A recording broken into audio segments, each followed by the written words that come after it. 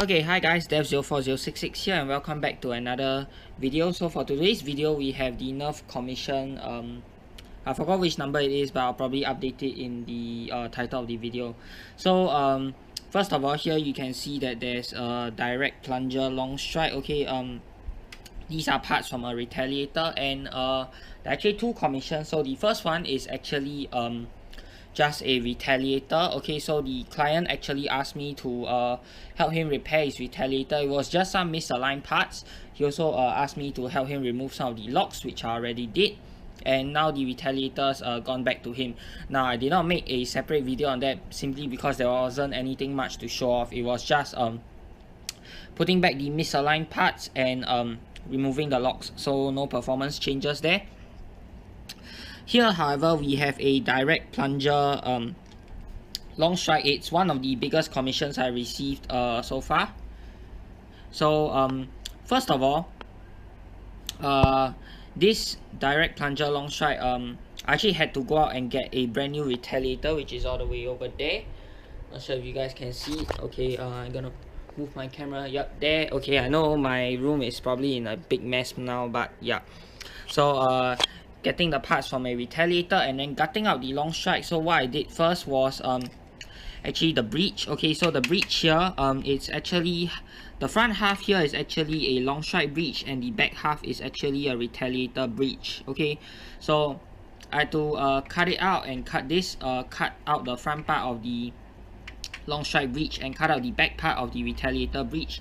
And then what I had to do was remount the inside of the Longstrike breech and sand down inside the outsides of the Retaliator breech to get them to slide in, and then I just super glue everything together.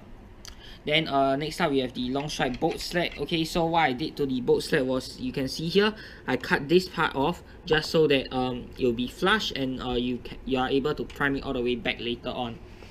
Now the client is quite young, so I actually did not change out for a heavier spring. Okay, so this is the stock Retaliator spring, and what that by keeping the stock spring, it still allows for stronger priming, and the air restrictors are also removed, so there is a large power increase from the original Longstrike already. Plus there are no reinforced parts here, so I did not want to get a stronger spring for fear that he may actually break the parts. So here you can see a PVC piping.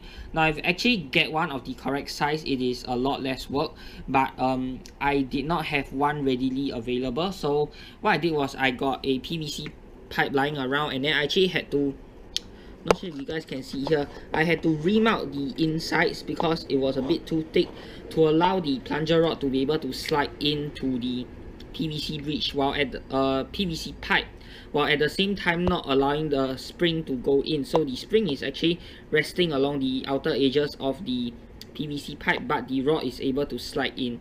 So I also made a sort of like a spring guide out of hot glue, just so that the spring will be aligned and the plunger rod will be aligned, so that the plunger rod will go into it every time, go into the PVC pipe every time the breech is put back.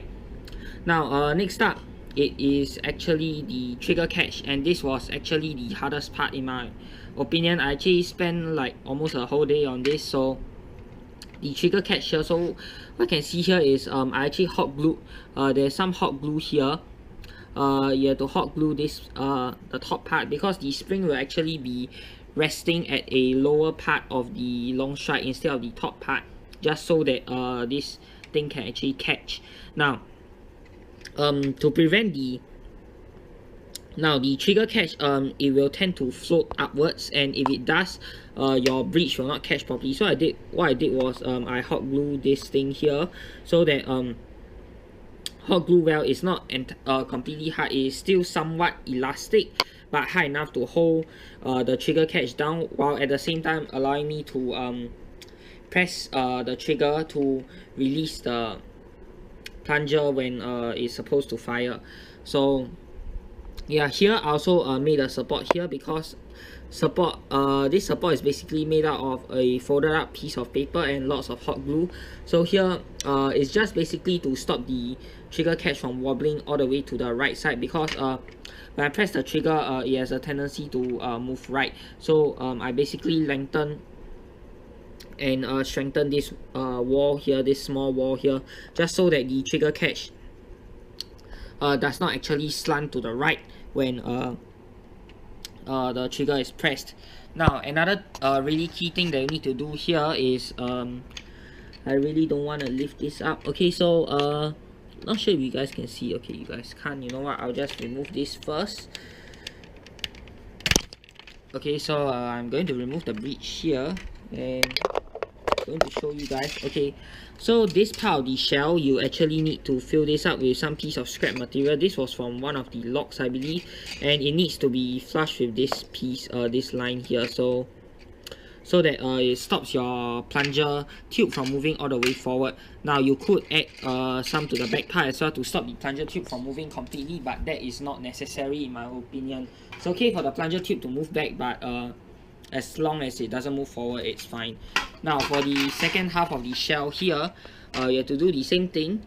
Okay, fill up this side until this fill up the gap here until this line here, so that the plunger tube doesn't move. And then another thing regarding the trigger catch, I know this is a bit messy, but I'm just talking about whatever I see here. Okay, so you have to cut down the Longstrike catch, okay, and fill up to this side. And to stop the trigger catch from moving, I also actually added a bit of hot glue on top of the trigger catch, just so that the trigger catch here will be pressed into place when the shell is closed. Of course, this makes closing the shell a bit more difficult, but that is totally okay in my opinion. So below the trigger catch here, you can also see a piece of orange material that is also part of the Longstrike catch. What I want to do is cut the Longstrike catch before the curved area, and then afterwards just hot glue or super glue the Longstrike catch into place. Okay, so yeah, that is basically all I did for this Longstrike. Hope you guys like it, and now I'm going to close it up and give you guys a firing demonstration. Okay, hey guys, so I've actually finished with it, and I actually tinkered with the trigger catch a bit more because it wasn't catching really properly, and now it's now it can catch properly. So what I did was I removed all of that hot glue junk that you saw at the bottom of the trigger catch, and what I did was I actually placed a small I actually used hot glue to fill up the gap underneath the plunger tube, and also filled up the plunger tube space, the gap there a bit more, so that the plunger tube has less play area when I'm firing the blaster, and that actually helped the blaster to catch pretty well. And on top of that, I've also removed all the locks, which I forgot to mention, but of course that is standard with any mod. So let us fire off 3 darts now, and I'm just gonna do the firing in my house because I'm about to go and deliver this to that guy already. And let's see. Okay, so here we have shot 1,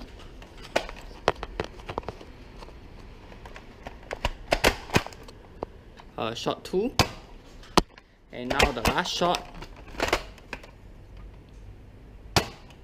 Okay, so all 3 shots fired, and yeah, hope you guys have enjoyed this mod, and till the next time, this has been Dev04066. Peace out.